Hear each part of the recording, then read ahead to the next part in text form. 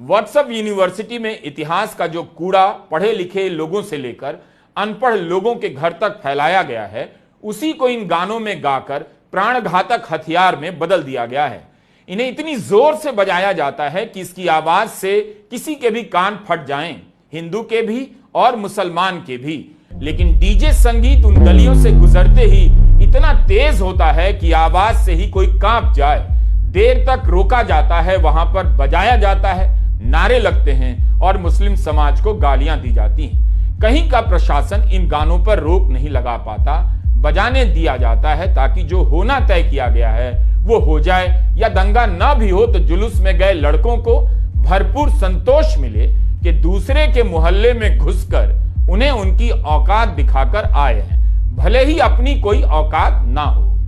मैं जब झारखंड गया था मेरी किताब एज पॉप के रिसर्च के लिए,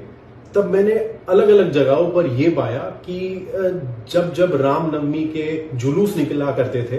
अलग अलग शहरों में, तब जो वहां के ऑर्गेनाइजर्स होते थे और वो अक्सर वहां के हिंदुत्ववादी संस्थाओं से होते थे,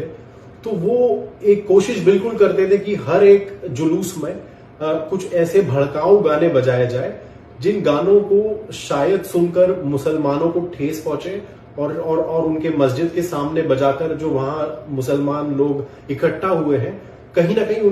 उनको प्रोवोक करके उनसे एक रिएक्शन लेने की कोशिश बिल्कुल होती थी।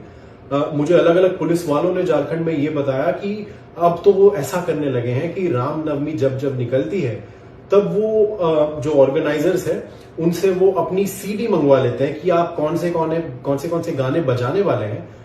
वो हमें बता दीजिए। और पुलिस वाले ये सारे गाने सुनते थे और इनमें से कुछ गाने रिजेक्ट करते थे और इनमें से कुछ गाने अप्रूव होते थे जो शायद जुलूस में बच सके। तो इतनी करीबी से अब रामनवमी प्रोसेशंस को देखने की जरूरत पड़ गई है, और वो इसलिए पड़ी है कि आज के नए भारत में एक जैसे मैंने मेरी किताब एज पॉप में भी कहा है, एक ऐसा पॉपुलर कल्चर बन गया है जो सिर्फ और सिर्फ हिंदुत्व विचारधारा को आगे रखकर उसको संगीत के रूप में लोगों के सामने पेश करने की कोशिश करता है। और ये गाने भी कैसे हैं? इन गानों के बोल होते हैं, अगर छुआ मंदिर तो तुझे दिखा देंगे, हम तुझको तेरी औकात बता देंगे, या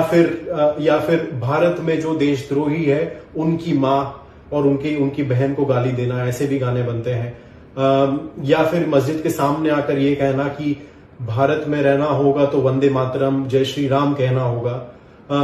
तो अलग अलग किस्म के गाने अब बनने लगे हैं जिनका मूल उद्देश्य सिर्फ यही है कि बस वो रामनवमी के दिन पर मस्जिद के बाहर चले। और ये जब होता है, ये जो क्षण होते हैं जब मस्जिद के सामने ऐसे गाने बजते हैं, तो इन क्षणों का वीडियो रिकॉर्डिंग होता है और फिर यही सारे वीडियोस यूट्यूब और इंस्टाग्राम पर रील्स और शॉर्ट्स की तरह से प्रेजेंट किए जाते हैं और उनमें ये हिंदुत्ववादी गाने वापस डाले जाते हैं, जिनसे होता यह है कि बाकी लोग जो वहां नहीं होते वो भी इन सारी रील्स और यूट्यूब वीडियोस और शॉर्ट्स को देखकर कहीं ना कहीं आकर्षित होकर अपने आप भी यही करना चाहते हैं कि अगली बार जब जुलूस निकले तब मुसलमान इलाके से या फिर मस्जिद के बाहर रुके और बस वापस से इस टाइप के गानों को बजाया जाए और मुसलमानों से एक रिएक्शन लिया जाए। तो कहीं ना कहीं ये एक बहुत ज्यादा कूल चीज हो गई है इंटरनेट पे।